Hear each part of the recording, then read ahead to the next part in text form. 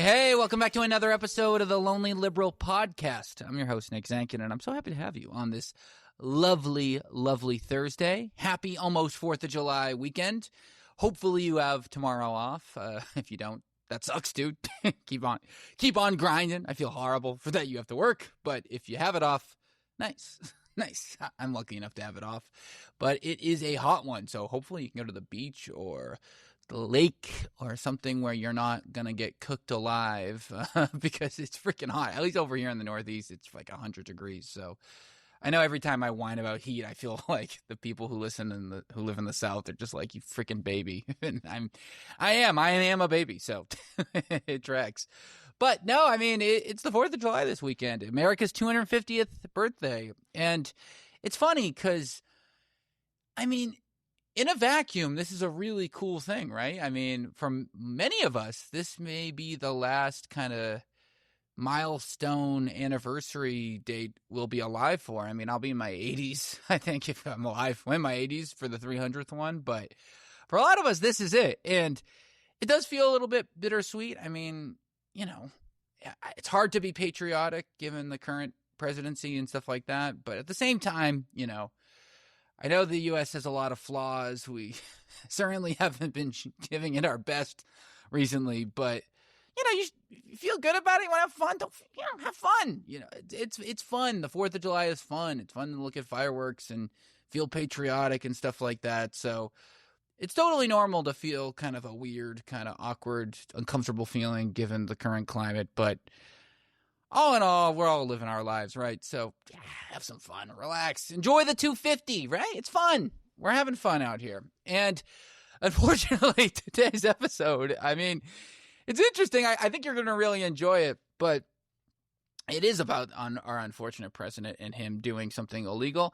And it's about something, in fact, that has kind of been buried given the other insane headlines that we are constantly bombarded with, and that is these tariffs. Obviously, the tariffs are a big deal the first, 6 months of this second term, but what hasn't been in the news that much is that not only were these tariffs deemed illegal by the Supreme Court back in February, but actually these refunds of these tariffs are actually being issued as we speak.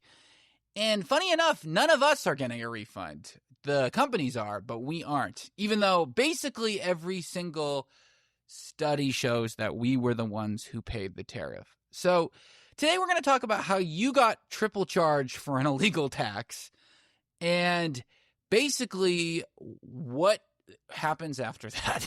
So it's interesting because it is actually a fascinating thing about economics and what's going on right now, but it is one of those ones that you're like, damn. So I think you'll really enjoy it. I find this stuff fascinating, so I hope you will too. Don't forget to leave a review, like, subscribe, all that stuff. Let me know what you think. Comment, email, media@thelonelyliberal.com. But without further ado, let's get to it. Okay, I think the place to start with this one is that ruling. The ruling that the Supreme Court said that the tariffs were illegal. So, like I just said, this happened on February 20th. The Supreme Court ruled 6-3 in the Learning Resources v. Trump that the IEEPA, the emergency powers law that Trump used, does not authorize the president to impose tariffs. In fact, Congress has the taxing power, not the president. Now, this was obvious from the jump. I just want to say, interject here. We all knew this who follow this stuff, I mean, from the get-go, yet our Congress is so feeble and weak, they just kind of let it happen because they are such a sad bunch as they are currently constituted. So it's not so surprising that the ruling came out this way. I guess it's a little surprising given who is on the bench, right? But if we quote the court's own words, this is the quote, "No president in IEEPA's 50-year history has ever used it for tariffs, and that the tariffs that Trump were claiming were of unlimited amount, duration, and scope." Basically saying, you went too far, man. Come on, calm down. These are too broad. These are too strong. You overstepped your limit here. And for those who don't know, tariffs are typically put on things that are very, very specific. Something like aluminum in solar panels or Chinese EVs batteries or something like that. And the usual use case of tariffs are twofold. One, if you think a country is artificially lowering prices to kind of flood a market, so you could say, well, the Chinese government is subsidizing Chinese cars and therefore they can compete at a fake low price and they'll just dominate our market and we don't think it's fair, so we put this tariff tax on Chinese imports to make the cost fair. That's an example. Or if you think there's a security risk, that's another example. Or another one is if you want to protect a cultural market. So, for example, like France will tariff, foreign wine because they want French wine to be prosperous because they love wine. So they do stuff like this. But again, these are all very niche examples with very specific use cases. Trump's Liberation Day tariffs, right? The broad 10% tariff on literally everything for basically every country, and also these fentanyl tariffs on China, Canada, and Mexico, these were just broad. And they all got cut. They all got scrapped in this ruling because, like the court said, they were tariffs of unlimited amount, duration, and scope. A couple did survive on steel and aluminum, and the ones on China specifically, those ones survived because they were imposed under different laws. What's so crazy about this, though, is that in the rough year that the tariffs were on, right, they were collecting money, they collected around $166 billion. Penn Wharton projected up to $175 billion. So a lot of money was collected through these tariffs. And obviously, when this ruling came out, Trump was not happy. He said the ruling was deeply disappointing. He was ashamed of certain members of the court, calling the majority very unpatriotic and disloyal to our Constitution. He was, of course, very, very mad at Gorsuch and Barrett because he anointed them. I guess he appointed them, not anointed them. And he called them an embarrassment to their families, all great stuff that is just disgusting, per usual, of Trump having a hissy fit whenever our democracy seems to get in the way of his demands. And of course, within hours of this, he immediately replaced these illegal tariffs with his new tariffs, right? They were under Section 122 of the Trade Act. First, it was just a 10% broad tariff. Again, it actually went up to 15% 2 days later. And you are actually still paying these tariffs. So, because there's all this drama happening and these tariffs are this. So, something is happening right now that is crazy. There are refunds going out for the illegal tariffs, and this also almost certainly an illegal tariff you are paying. So you're actually double dipping here in an absolute mess of economics. So just keep that in mind.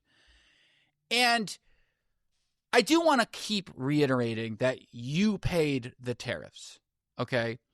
I know Trump has claimed over and over, China pays the tariffs, India pays the tariffs, Europe pays the tariffs, Mexico pays the tariffs. Every single study that has come out has shown that you have paid the tariffs. The New York Fed said that roughly 90 to 94% of all tariff costs were borne by U.S. importers and consumers. Foreign exporters ate almost nothing. The Dallas Fed in May 2026 said the tariffs are now, quote unquote, full pass-through, meaning that companies stopped absorbing the costs and moved it entirely into consumer prices. So all the Fed's research said if a retailer's cost goes up $1 from tariffs, they charge you $1 more. It just takes a couple of months for it to show up. So that's why, people have a hard time connecting price hikes to tariffs, because it's not instantly. It just takes a few months because they need to process what their actual increased expenses are, the companies that is, and then they reprice appropriately. So you paid the tariffs, and where you felt it the most was appliances, electronics, cars, furniture, clothing, shoes, apparel, leather goods, all of that stuff. All of it had huge increases because, like I said, you paid the tariffs. So I just want to be crystal clear here because as I stumble over my words, because this Supreme Court ruling means an illegal tax was collected and the people who actually paid it were the American consumers. So you would think logically we are getting our money back. But unfortunately, we are not, or we wouldn't be doing an episode, right? So after the ruling, the Court of International Trade ordered the customs to refund all tariffs to everyone that was collected, right? The CBP built an entire refund system called CAPE to process it, CAPE, that's the acronym. So that's existing now. It's working. So according to the CBP's own June 9th testimony, over 90 billion of the claims have been filed, and they are going to process $166 billion worth of claims. They've sent, I think, 23 has been sent to Treasury, 40 billion has been distributed, and the next leg of this is going to happen now. It's happening live because this was in June 6th. It said end of June, early July. So that's crazy. That's crazy. So tens of billions of dollars are being refunded as we speak. What's also interesting is that it's being refunded with interest because they're saying the companies that not only has the money inflated in value, so we would have used it to something else, yada, yada, yada. So actually they're getting paid back more than they actually paid in the original tariff because they're getting refunded with interest. And so we can actually see who these checks are getting signed to because it's all public information. The importers of record, quote unquote. And it's Target, it's Walmart, it's Amazon, it's the wholesalers, it's the middlemen. It's the companies that I just talked about that pass the cost to you. Is there a form you can fill out as a consumer? Can I file a claim? Can you file a claim? No. There's no mechanism. There's nothing. We can't get any money back. So it's crazy. And what's even grosser about this, because of course Wall Street had to get involved. I'm sure you were wondering why haven't I talked about them yet. They actually are literally creating a system, a secondary market where funds go to buy up companies' tariff refunds as a discount. So they're actually incorporate this thing into like a market for finance. So there are hedge funds now profiting off this tariff refund. So everybody's getting a cut except you. It's just crazy, man. And it's just so crazy. And so people have brought this up, right? I'm not the first one to discover this. This isn't a lonely liberal finding. We're not breaking news here. And so you would think that the administration feels pretty bad, right? That the tariffs that were ruled illegal would at least try to process these refunds quietly or, try to get them to consumers in some way. And no. Trump's DOJ appealed the refund order to the federal court, arguing that the trade court had no authority to order refunds for all importers, only the companies that individually sued. So what does that mean? It means that the government illegally collected $166 billion, and its official legal position is that it should only have to give it back to businesses that lawyer up. So roughly 4,000 companies filed a suit. The contested bucket is finally liquidated, so just the rest of them. So they're saying that we should actually get to keep the illegal money unless you literally sue them. And it's just crazy. It's just crazy. And I know I'm slightly repeating myself, but it's just wild, man. We literally paid an illegal tax, and yet somehow Amazon is getting the money back. It's fucking nuts. And this is the part, even though you can clearly tell I'm getting worked up. This is the part that drives me the most nuts, this next bit, because it's the thing that I think is the most appalling, is the permanent damage. Prices do not drop. I mean, my God, we should all know this from the pandemic, right? Remember when they all said, we have to raise prices. Our supply chains are crazy. COVID, my God. We have to charge $10 for a bagel sandwich. I mean, the inflation on bagels is crazy. we all saw it, and we were like, okay, I get it. Tariffs, not tariffs, COVID, and blah, blah, blah, blah, blah. And bam, they stayed up. COVID ended. Nothing changed. We're still paying $10 for bagel sandwiches. It's the same thing with tariffs. You saw all these companies weeping, we have to raise prices, the tariffs, my God. And we all said, okay, I guess Trump's a baby. He's annoying. This is just economics. And yet, the tariffs have now been ruled illegal. The costs have been refunded with interest. Has anyone lowered prices? No.